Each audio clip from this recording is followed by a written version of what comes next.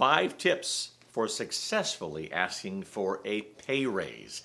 Have you ever wondered if you're being paid enough, or maybe you find out that someone else in a similar position at another company in your industry is making substantially more, enough to get your attention? And you're thinking, how can I get more money without leaving this company and going to that company where they pay more?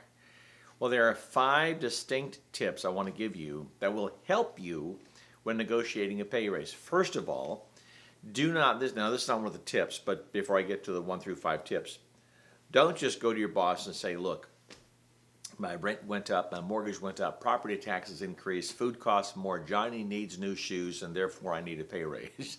That won't work. So you need to have a very good plan in place, well timed out, good information at your fingertips to be able to successfully ask for that pay raise.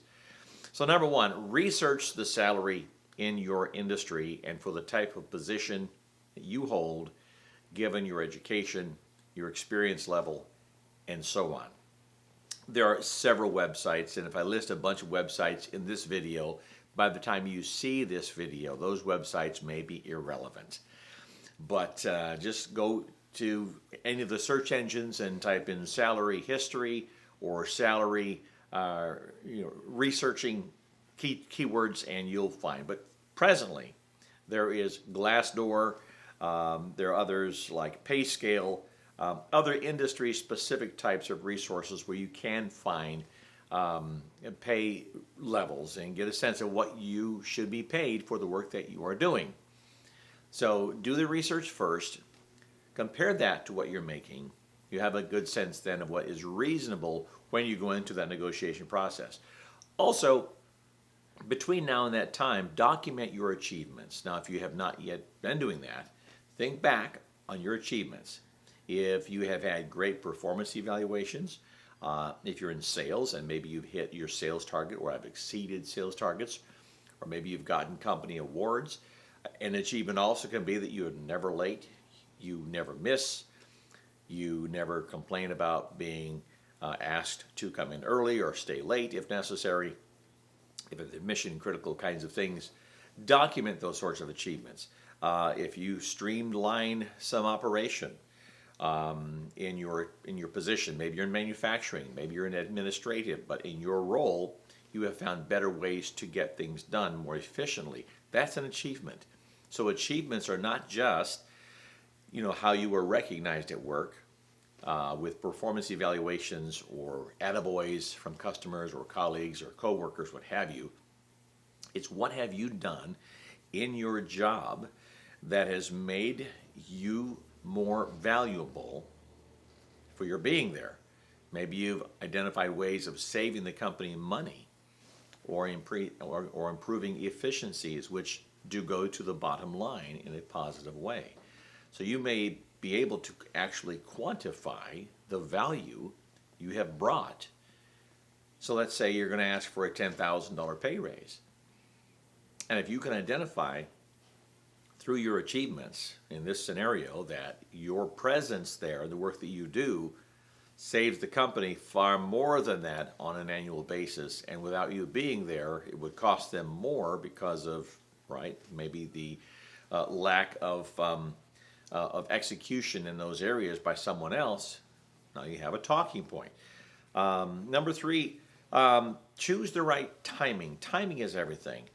You only want to do this when the company is in good financial condition. If your company is having financial problems, you will have a much more difficult time. Financial problems don't mean the company's in trouble. It just means that at that moment in time, their finances are maybe strained, or they're going through a cyclical kind of a revenue dip and an expense increase, and they come out of it every year. But, many companies go through that, and they're otherwise quite healthy on an annualized basis and year over year. So make sure the timing is good when the company is having good financial times. Also, timing in the sense of, are you getting along with your boss? Is your boss in a good mood? Even the time of day. Is it at the beginning of the month or near the end of the month when finances are being crunched? and there's a lot of stress around meeting end of the month objectives. So timing is very important.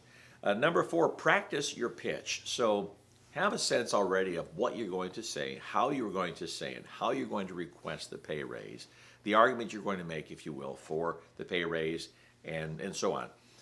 Doesn't hurt to write out a script, practice in front of a mirror, practice with a friend or a family member, and have them critique you on how well you came across. Remember, this is a sales pitch, and your pay raise is not just a one-time event. So if you ask for another $10,000 per year, or maybe another $2 per hour, however you're paid, that's ongoing. It's ongoing. And so if you stay at the company, let's just use the $10,000 per year number. If you then stay with the company for another 10 years, that's a $100,000 proposal. You think about it. $10,000 more per year over the next 10 years is $100,000. So this is an important pitch that you are going to be crafting. So make sure you've practiced it well and you're prepared in how you're going to position your argument. Attorneys do this all the time.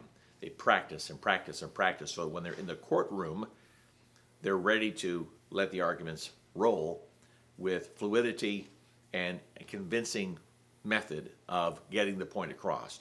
Really important, because you're only going to have this opportunity this one time when you meet with your boss to ask for that pay raise. If he says no or she says no, what are you going to do? So make it your very best and be practiced and be well researched.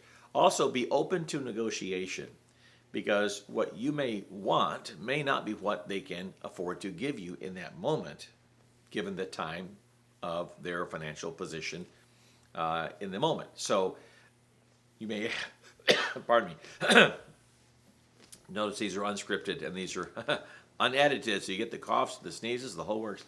In other words, you may want $10,000. They may be only able to give you $5,000. Be open to negotiation. It sure beats nothing. Now, when I say that, don't go so high that you just blow yourself completely out of the water.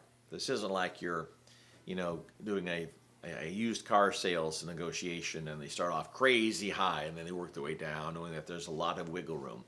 You may be asking for so much that it could be offensive, but know what the salary ranges are. Remember, the first point was do the salary research so you kind of know that you're within the range that you maybe should be, and be somewhere in the high end of that range, I would say, but not way above it either. Okay, so be somewhere in the high end of that range. If you're down here within this range, go up to here, but be able to come down to here. Again, part of something is better than all of nothing. Well, I hope these tips help you, and if they do, get that extra money, be successful with it, and you'll have a better financial picture in your own life for the next maybe several years to come. Well, I am Greg with the Job Tips and Straight Talk channel. I hope you enjoyed this video. I hope you get that raise and that you have the kind of dynamic job or career that you want to have. Take care.